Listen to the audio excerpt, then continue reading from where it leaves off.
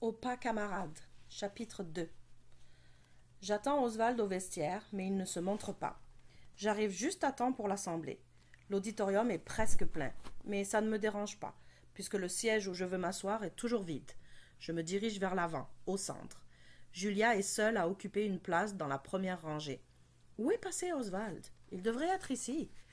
Nous sommes les seuls à vouloir nous asseoir en avant. Ce n'est pas mon idée, ni celle d'Oswald.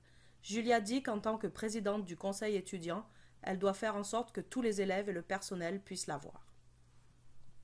Je m'affale sur le siège à côté d'elle. « Où est Oswald ?» demande-t-elle.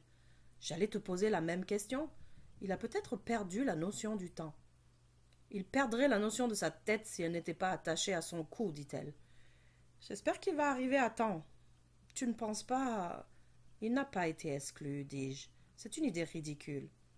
Si ridicule que tu as pensé toi aussi, dit Julia. Monsieur Robert aime bien Oswald, dis-je. Rappelle-toi qu'il exclurait Gandhi. Oswald a intérêt à arriver bientôt. L'assemblée est sur le point de commencer.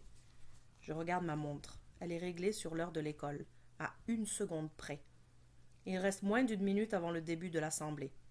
Depuis que monsieur Robert est directeur, aucun retard n'est toléré. Je ne sais pas ce qui est pire, manquer l'assemblée ou arriver en retard, dit Julia. Tu sais comment Robert traite les retardataires. Et comme nous sommes assis dans la première rangée, il y a peu de chances que monsieur Robert ne remarque pas l'absence d'Oswald. S'il arrive en retard, il a intérêt à s'asseoir à l'arrière. Le silence se fait soudainement. Monsieur Robert traverse l'estrade. Tout le monde sait qu'il faut se taire lorsqu'il paraît. Les 2 directeurs adjoints et les chefs de département s'y trouvent déjà. Personne ne dit un mot.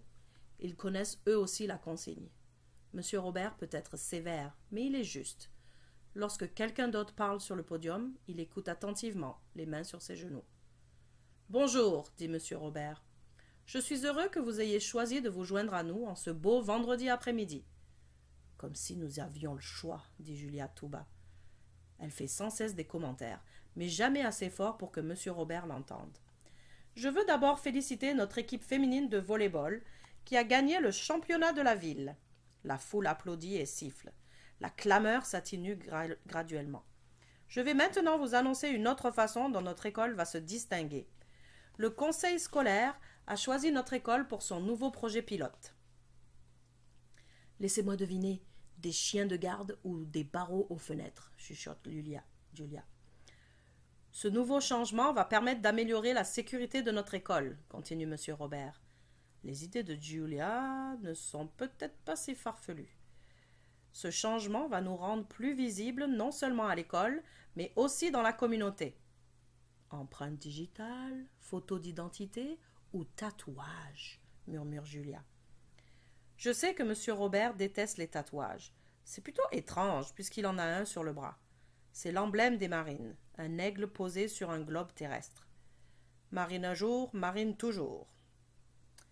Je ne me contenterai pas de vous parler de ce changement. Je vais vous le montrer. Il fait un geste en direction des coulisses. Et Oswald apparaît sur l'estrade. Il porte une veste et une cravate. Je ne savais même pas qu'Oswald possédait une cravate. Je vous présente le nouvel uniforme de l'école, annonce monsieur Robert. La foule est muette de stupéfaction. On dirait que personne n'arrive à en croire ses yeux et ses oreilles. Il n'a pas prononcé le mot uniforme, n'est-ce pas? Demande Julia à voix haute. Dans le silence de l'auditorium, ces mots résonnent jusqu'en arrière. Ils provoquent une réaction. Les élèves se mettent à discuter et à maugréer. On entend même des huées et des sifflets. Monsieur Robert lève ses mains dans les airs et le chahut s'apaise, mais ne s'arrête pas complètement. « Attention, s'il vous plaît !» aboie-t-il pour faire taire la foule. « Oswald a l'honneur d'être le premier élève de notre école à porter le nouvel uniforme. » Oswald subit de toute évidence un châtiment public. Il semble mal à l'aise. Il aime bien être le point de mire, mais il y a des limites à tout. « C'est un uniforme très simple, dit monsieur Robert. Pantalon noir, chemise blanche, blazer et cravate. Le chandail vert que porte Oswald est facultatif. Le chandail et le blazer sont tous 2 ornés de l'emblème de l'école. »« Nous avons un emblème ?» dis-je à Julia en chuchotant. « Bien sûr. » À partir du prochain semestre, qui commence dans 3 semaines, comme vous le savez tous, nous serons la première école secondaire publique de notre ville à porter l'uniforme, ajoute M. Robert. Cette fois-ci, la réaction est instantanée et les huées dominent. M. Robert doit de nouveau élever la voix pour imposer le silence. « Bon, il y a des questions ?» demande-t-il. On dirait qu'il me regarde directement dans les yeux. Non, c'est plutôt Julia qu'il regarde. Julia se lève d'un bond. « Pourquoi n'a-t-on pas consulté le conseil étudiant au sujet de cette décision ?» demande-t-elle d'un ton impératif. « Beaucoup de questions dépassent le mandat du conseil étudiant. Mais dans ces cas-ci, les choses se sont précipitées et le temps a manqué.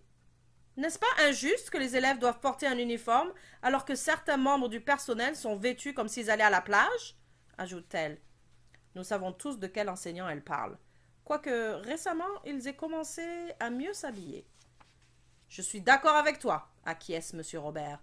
Comme nous le savons tous, certains membres du personnel ont eu par le passé des tenues très peu professionnelles. Ce n'est plus le cas. » Je dirige mon regard vers l'estrade. Le chef du département d'anglais porte une cravate. Il n'aurait jamais porté une cravate avant, sauf peut-être autour de sa tête en guise de bandeau. Tous les membres de cette école, y compris les enseignants et l'administration, porteront les nouveaux uniformes, comme on nous l'a annoncé lors de la réunion du personnel qui a précédé cette assemblée. Les enseignants assis sur l'estrade ne réagissent pas. Je suis certain qu'ils ne sont pas tous contents. Mais ils n'ont aucune réaction. On dirait des statues. Plusieurs raisons ont motivé cette décision, et j'espère avoir l'occasion d'en discuter avec vous au cours des prochaines semaines. Il fait une pause, puis poursuit. L'assemblée est terminée. Vous pouvez partir. Comme sur un signal, la cloche sonne. Les élèves se lèvent en vitesse et quittent l'auditorium. Julia se précipite vers l'estrade et je la suis de près.